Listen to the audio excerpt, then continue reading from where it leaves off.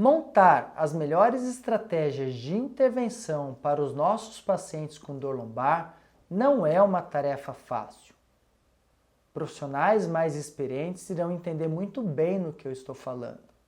Em adição, infelizmente, nós temos um pesadelo de escolha na nossa profissão na tentativa de achar as melhores metodologias de intervenção com esses pacientes. E devemos mudar isso. Eu sou Renato Soares, sou fisioterapeuta e estou hoje aqui para discutir com vocês as melhores formas de interpretação por meio de uma linha de raciocínio clínica coerente pautada em boas evidências para o melhor manejo dos pacientes com dores lombares.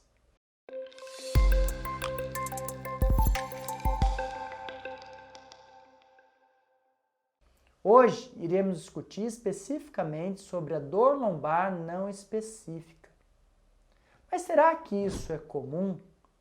Sim, muito mais do que muitos imaginam. Após dessa forma você descartar potenciais bandeiras vermelhas, você descartar problemas não relacionados com a coluna vertebral, relacionando um diagnóstico diferencial precioso para tal fim, e entender possíveis causas, como por exemplo, uma hérnia de disco de origem real lombar que gera uma radiculopatia, que cá entre nós é mais raro do que se imagina. Dessa forma você vai entender que muitos dos seus pacientes vai se enquadrar numa característica de dor lombar não específica. Então quer dizer, Renato, que para esses pacientes não existe uma causa? Não, de fato essa é uma forma equivocada de pensar. Esse paciente de fato tem uma ou várias causas. O fato é que a ciência nos mostra que, por mais seja apurada a sua avaliação clínica, a tentativa de entendimento de tudo isso será mera especulação e nada vai interferir na intervenção para a mudança de um melhor desfecho do seu paciente. Em princípio, isso parece frustrante e eu concordo com isso. Mas, a partir do momento que você entende a necessidade de não gerar um gasto energético na tentativa de interpretar possíveis causas e foca em uma avaliação para interpretar o que de fato vai mudar as estratégias de intervenção, você irá perceber que o prognóstico do seu paciente vai ser muito melhor. E dessa forma, esse é o nosso grande foco. Mas, por onde começar toda essa estratégia? A minha sugestão inicial é você focar e centralizar as ações pautadas nas melhores queixas do paciente e na percepção deste com relação às dificuldades funcionais quando elas existem. Este é o grande foco nosso. Junto a tudo isso, precisamos descartar potenciais bandeiras vermelhas, bem como realizar um diagnóstico diferencial para descartar problemas que não estejam relacionados com a coluna lombar. Junto a tudo isso, entenda a necessidade de interpretar comorbidades, as quais podem não estar sendo acompanhadas por um determinado profissional, e dessa forma você deve encaminhá-lo para uma boa intervenção. Pense que tudo deve ser focado também no entendimento de fatores psicossociais que podem ser vinculados à sensação dolorosa do seu paciente. Dessa forma, percebemos o quão complexo é esse início da sua avaliação e nada será simples. Junto a tudo isso, pense numa interpretação da área e do comportamento da dor do seu paciente, bem como numa avaliação ativa de características de deficiência funcional na sua avaliação objetiva, entendendo características de uma potencial alteração do movimento fisiológico de flexão, de extensão da coluna, de inclinação ou de movimentos combinados e que possam estar relacionados com alterações comportamentais, isso é importante. Não deixe também de destacar uma necessidade de uma interpretação com relação à característica da dor do seu paciente, dividindo essa característica em dois aspectos. O primeiro, tempo dependente, e o segundo, devido ao mecanismo de predomínio dessa dor.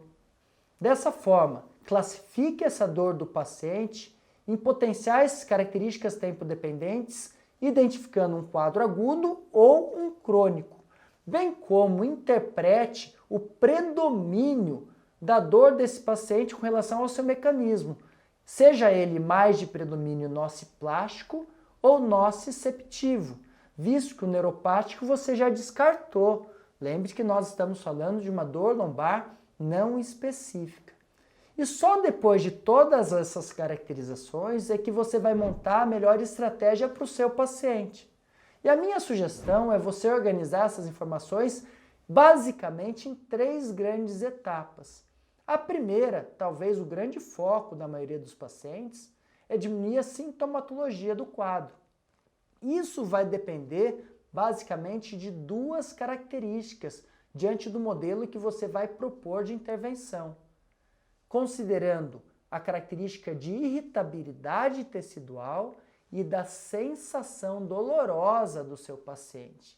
E não hesite, em alguns casos, em realizar um repouso relativo, no qual a sua função será aconselhar esse seu paciente, gerar boas educações sobre bom prognóstico e realizar técnicas exclusivamente passivas. Isso pode ser necessário em alguns casos. Mas, se você na sua avaliação conseguir identificar um movimento específico que pode ajudar a controlar a sintomatologia, bingo! Essa sempre será a melhor estratégia. Tratar o seu paciente pelo movimento para melhorar a sintomatologia sempre vai ter um melhor prognóstico e você conseguirá realizar atividades de orientação de controle da dor por meio do movimento. Isso é fantástico. A partir do momento que a função do seu paciente já está melhor, a qualidade de vida está melhorando e a sensação dolorosa está melhor, você pense em novas estratégias que foquem numa melhora da harmonia do movimento simples fisiológico, por exemplo, da flexão, da extensão, da inclinação e até movimentos combinados, adicionando aspectos de intervenção comportamental para esses pacientes, com foco na minimização de problemas de hipervigilância, hiperproteção e medo de realizar esses movimentos. Utilize técnicas, por exemplo, adicionais de treino de movimentos específicos da região, como uma antiversão natural pélvica, uma retroversão pélvica, uma báscula de inclinação para um lado, para o outro, bem como adicione gradativamente exercícios específicos de fortalecimento para grandes grupos musculares.